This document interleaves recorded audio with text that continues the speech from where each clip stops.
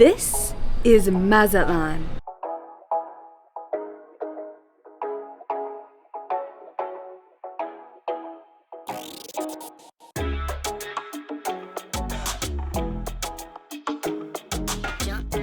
They call it the Pearl of the Pacific, and this is such an underrated part of Mexico, but it's quickly becoming one of my favorite places to visit, and in this video, I'm going to show you why.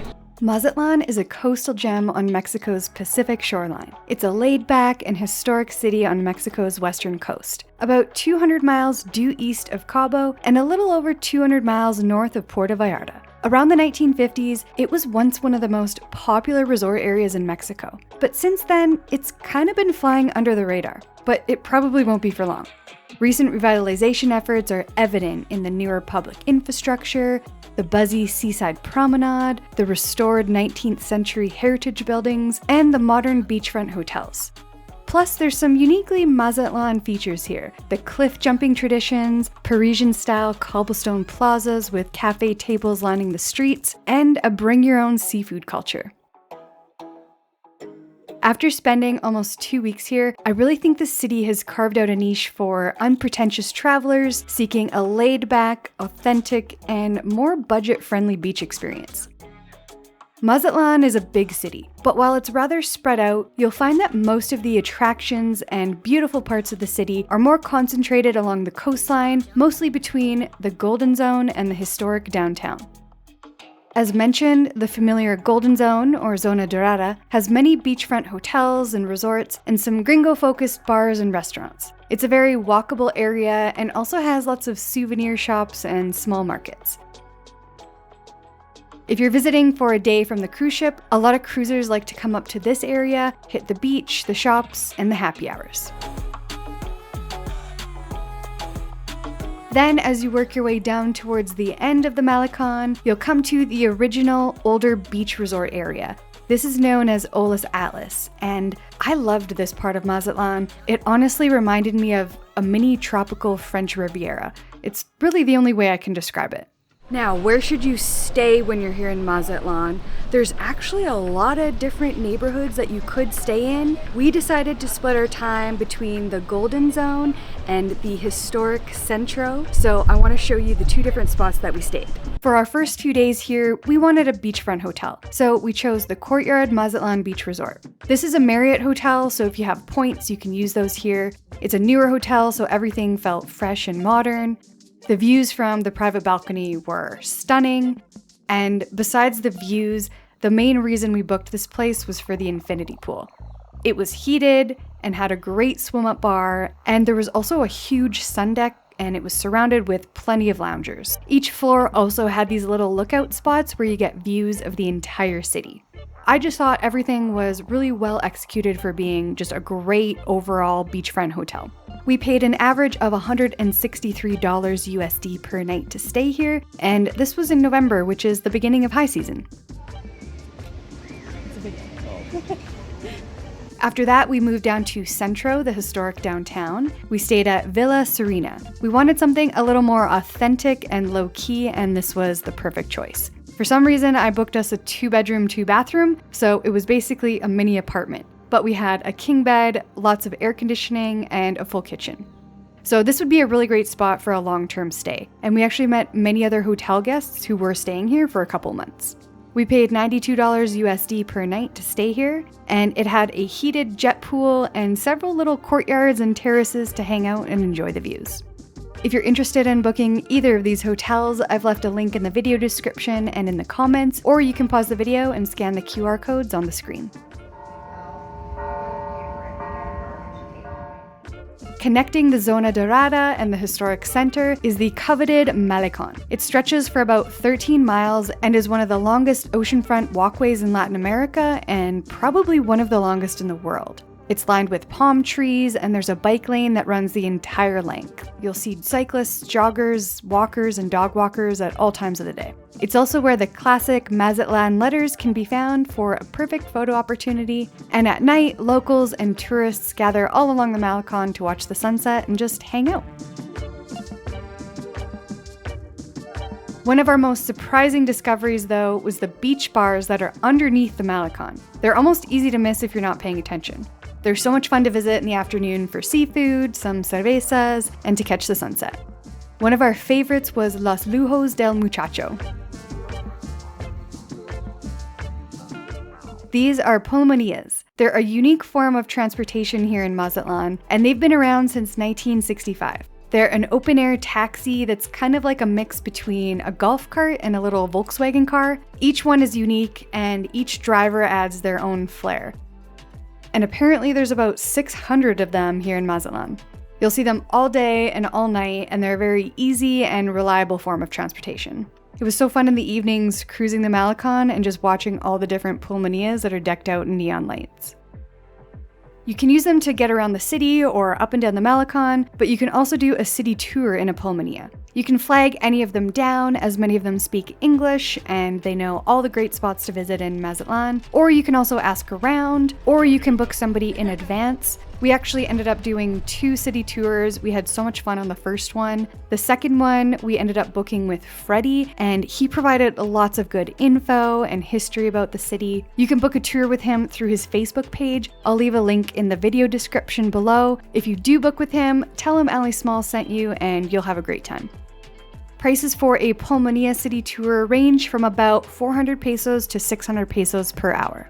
Since they're a bit of a novelty, pulmonias are usually a little more expensive than a taxi, and they're definitely more expensive than an Uber. So if you're just using them for transportation, they're the most expensive way to get around, but it's definitely worth trying out a few times when you're here. As we make our way further down, we come to Olas Atlas, the older original area of the Malecon. But it's been really well maintained, and I found it to be a little more charming and laid back compared to the beginning of the Malecon. This is also where you can catch the famous Mazatlan cliff divers. They're usually out on Saturday and Sunday afternoons, and they perform full swan dives into what seems like ultra rocky water below. As you can see, there's not a whole lot of room for error here. It's quite the scene. They perform for tips, so be sure to have some pesos on hand. The Olas Atlas area was also one of my favorite spots in the city to catch the sunset. The sunsets are absolutely stunning every single night in Mazatlan. Along the Malecon is great, there's lots of good beach bars, but you can also head to the top of the Best Western Hotel. This place has 360-degree views, and you don't have to be a guest to come up here. There's also a small pool that's heated, so you could even come a little bit early in the afternoon, order some drinks and hang out in the pool, and then stay for sunset. Maybe even have dinner or some appetizers. I actually thought the menu was pretty reasonably priced for how great the views were.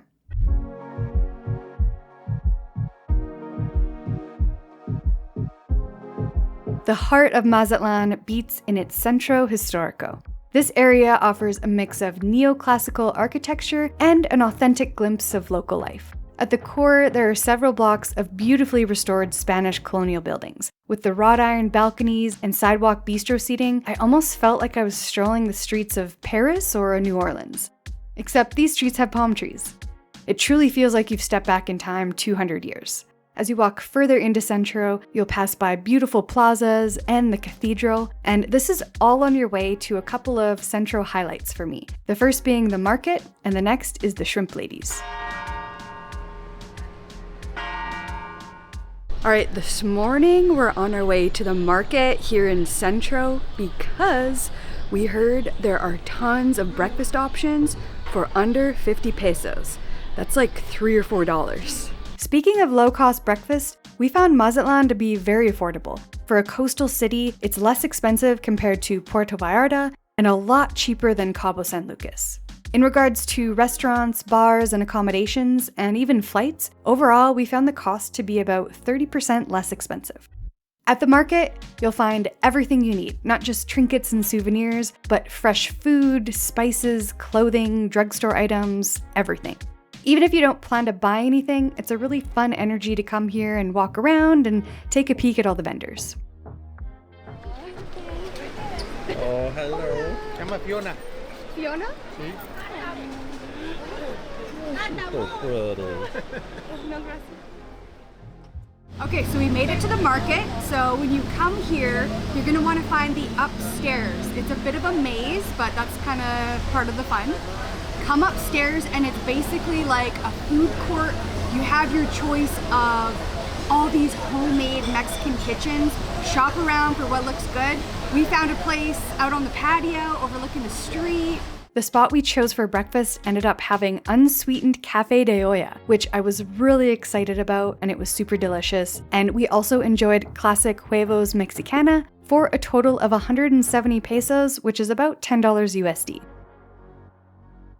Another must-do in Mazatlán Centro is pay a visit to the Shrimp Ladies. This city is the shrimp capital of Latin America, and every day there are 2 blocks of freshly caught shrimp and all kinds of other seafood that you can purchase from the Shrimp Ladies. Mazatlan is known for its bring your own seafood culture, which is a really unique activity, and I definitely recommend you try it when you visit. Basically, you buy your fresh shrimp and then take it to a restaurant to have cooked any way you like it. So we purchased about 1 pound of shrimp for about $3.75 USD, or about $5 Canadian, and then we took it across the street to the Yellow Bar. Outside, you can see they've got a full menu of how you can order your shrimp to be cooked. So we just walked into the Yellow Bar that's across the street from the Shrimp Ladies, and we sit down and our server greeted us and she said, "How would you like your shrimp cooked?" So we picked ceviche, and so she just took our bag of shrimp, took it back to the kitchen, and I think it's gonna be pretty good. Out came a massive plate of perfect ceviche, which cost 50 pesos or about $3, and it paired very well with $2 Pacifico beers, or $1.50 if you're American. So for under $7 USD, I would say this was one of my favorite lunches that fed us both, and we couldn't even finish it all. And speaking of food, anytime you're visiting a city for the first time, I always recommend you do a walking food tour, and that's what we're doing here in Mazatlan. We booked the Barrio Bites tour through Viator with Flavor Teller. I'll put the link to the tour we booked in the video description.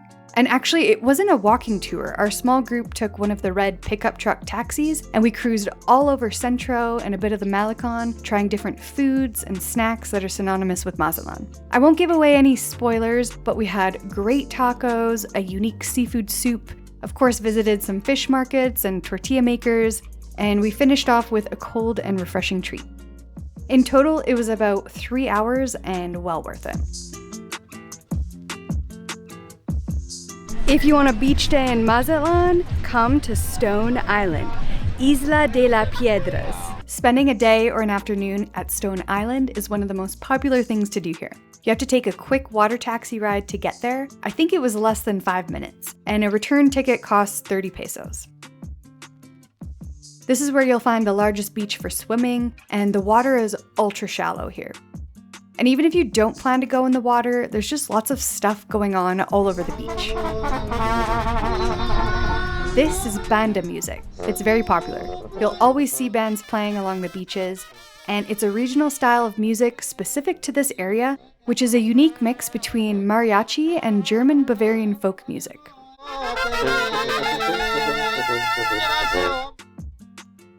This is also where you'll find an endless row of beach bars, and many of them have live music too.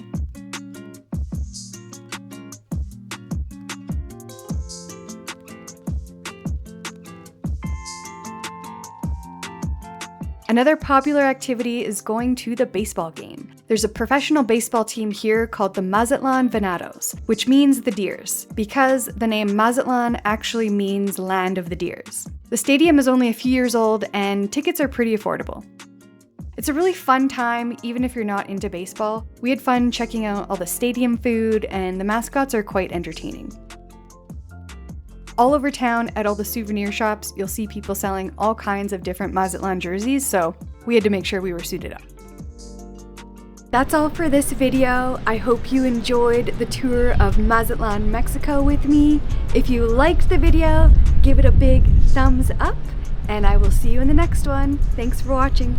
There's lots more to know about Mazatlan, so stay tuned to my channel for future videos, and check out my travel blog, which will have extra and updated information to help you plan your trip. Okay, so we made it to the market when... Sorry. Give me that. Oh my god. Oh, yoink.